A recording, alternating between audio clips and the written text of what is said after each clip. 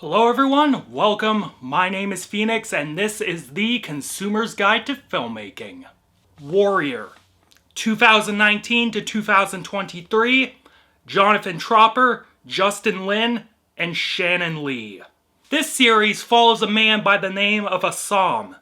Immigrating to America from China, Assam is in search of his missing sister Zhao Jing in San Francisco, California.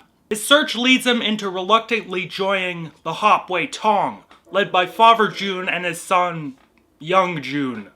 His search then takes an unexpected turn. As it turns out, Assam's sister is now the wife of rival Tong leader Long Zi. Now with nowhere to turn, Assam becomes a loyal soldier for the Hopway and must navigate the venomous sea of San Francisco's underworld. Yeah, shame about that third season being the last. Fucking hate that shit. Anyways, this show was a ton of fun.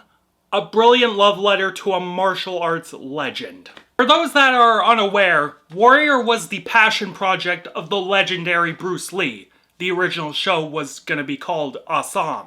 However, studios at the time were not keen on having a show where the lead was both Chinese and had a very thick accent. So, studio executives being studio executives, they repurposed the idea and turned it into Kung Fu, starring noted autoerotic asphyxiation enjoyer David Carradine.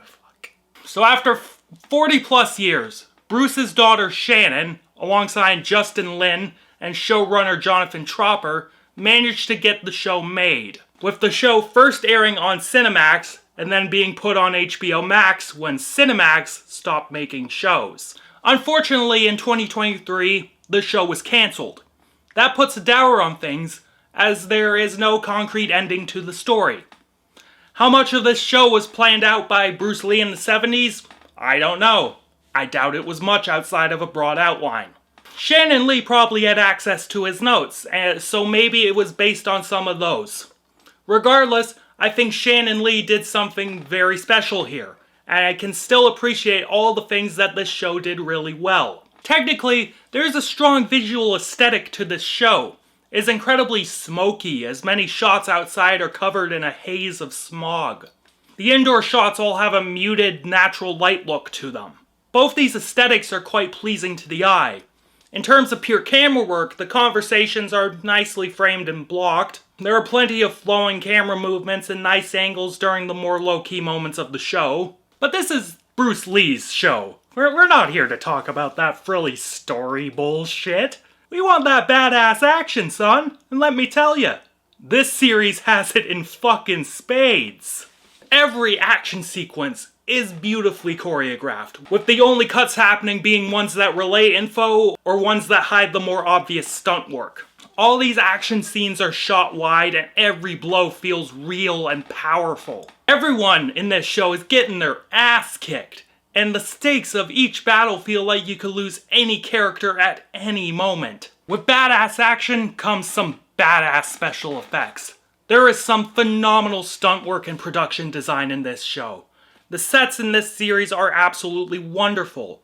Building an authentic looking 19th century Chinatown, the locales and the buildings have been made to look as time period accurate as possible, fully enveloping you in the world. When things get wild, the violence looks realistic and nasty. We aren't skimping on the blood here, and the practical makeup looks great. Lots of gashes, lots of limbs getting cut off, lots of shit blowing up. It all looks fucking gnarly and great. But the element of the show that I love the most is the music. Taking the whole martial artist and the American Old West gimmick to heart, this score revels in its twangy rock guitars and classic orchestral arrangements. The resultant mix of styles is a combination of an old western and an old school Hong Kong martial arts film. The opening theme of the show is a straight up fucking banger. Then at the end credits, the show gives Chinese artists representation with tons of Chinese rap songs that go hard and help keep the show modern.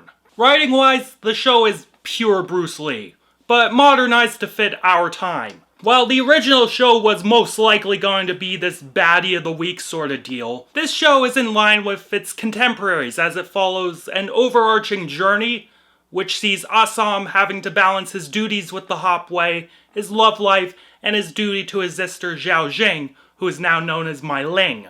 The show also delves into themes of racism and immigration politics, as we are privy to the plight of the Irish workers such as Dylan Leary, as well as the Chinese labor force that work in the steel mills and on the railroads, all of whom are subject to the whims of corrupt businessmen and politicians like Walter Buckley. While the show isn't subtle about any of its themes, and the dialogue can be dick cheese, it is a brilliant melding of action films like Enter the Dragon and modern TV dramas. The pace of the show is brisk, and it balances thematic discussion and character development with fast-paced action really well. The second season finale involving a gigantic riot was an incredible example of this balancing act. It showed how desperate and volatile the political climate was in this period, while also giving us a ridiculously exciting set of action set pieces. That isn't to say that this show doesn't have elements of that baddie of the week sort of thing to it, and that it doesn't have those isolated episodes with contained stories in limited locations, known as bottle episodes. One of, if not my favorite episode in the show, is in the first season, where Assam and Youngjun have to transport goods inside dead bodies across the country. Eventually, they are accosted by bandits and have to fight them off in a saloon. There's also another one involving a fighting tournament, and one in a German-run town, and these are probably some of the best episodes in the show. Like, they're just nice, self-contained little stories. Yeah. One element that kind of catches me off guard a bunch in this show, though, is the presentation of language. At first, the show is in Cantonese and subtitled with only English-speaking characters speaking English, Assam being one of those. However, they pull an Avatar too and do the whole, the language is so second nature it might as well be English.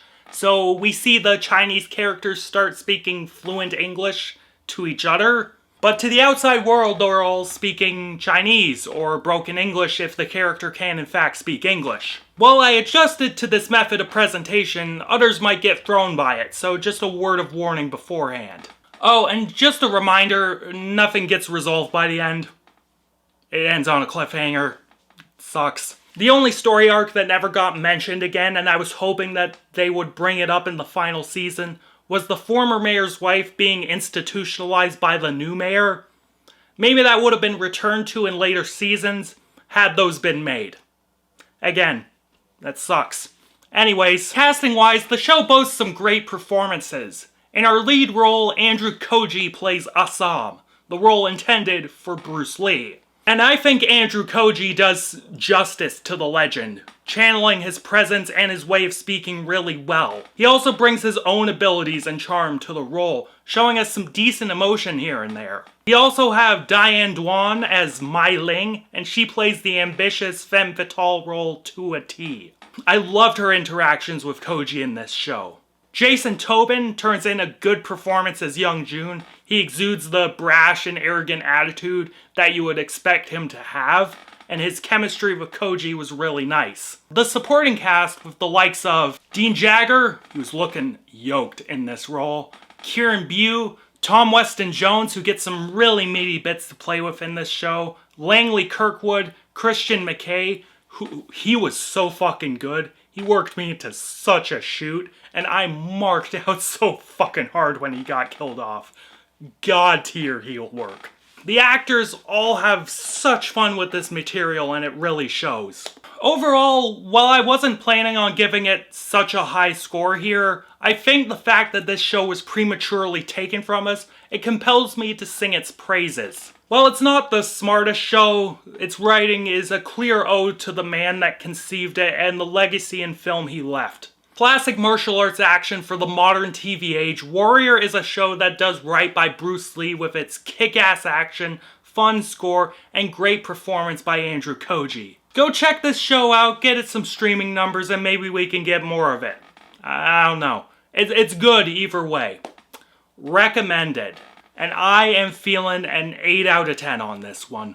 Maybe that's a little generous, but again, it was taken from us too soon and I want to see more of this. Anything I can do, however minuscule, to get this show back on the air, I'm gonna do it. Anyways, catch you later, guys.